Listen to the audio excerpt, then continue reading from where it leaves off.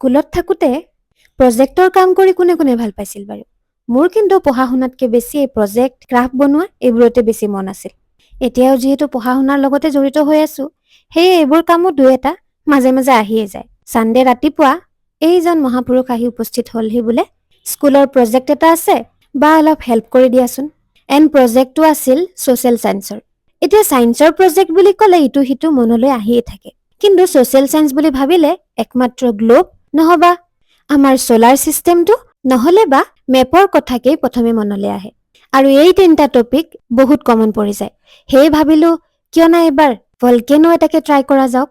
সেয়ে বিশেষ একো নাভাবি হাতে কামে লাগি পৰিলোঁ ভলকেনো বনাবলৈ। প্ৰথমে বটল এটা কাটি লৈ ধুনীয়াকৈ বহাই লৈ তাৰ চাইডে চাইডে কাৰ্টুনৰ টুকুৰা কেইটামান লগাই লৈ পিনে পৰ্বত এখনৰ শ্বেপ দিবলৈ চেষ্টা কৰিলোঁ। তাৰ পিছত আৰু কি, পেপাৰ কাগজেৰে গোটেইখন মেৰিয়াই লৈ কালাৰ কৰিবলৈ ষ্টাৰ্ট কৰিলোঁ। তলত আকৌ কিছুমান সৰু সৰু পাথৰো দিছোঁ, যাতে দেখিবলৈ অলপ ৰিয়েলিষ্টিক যেন লাগে। এণ্ড ভলকেনোতটো লাভা ওলাই থকা দেখাবই লাগিব, নহ'লে বস্তুটো ৰিয়েলিষ্টিক যেন নালাগিব। সেয়ে গ্লু গান দিয়েই ওপৰৰ পৰা অলপ অলপকৈ পৰি অহাৰ নিচিনাকৈ দি দিলোঁ আৰু তাত কালাৰ মাৰি দিলোঁ। কি কয়, এতিয়া লাগিছে নহয় ৰিয়েল ভলকেনো টাইপ? ধোঁৱাটো কেনেকৈ ওলাইছে ভাবিছে চাগে নহয়? গেছ কৰকচোন আপোনালোকে। এণ্ড কমেণ্টত আপোনালোকৰ মতামতটো জনাবলৈ নাপাহৰিব।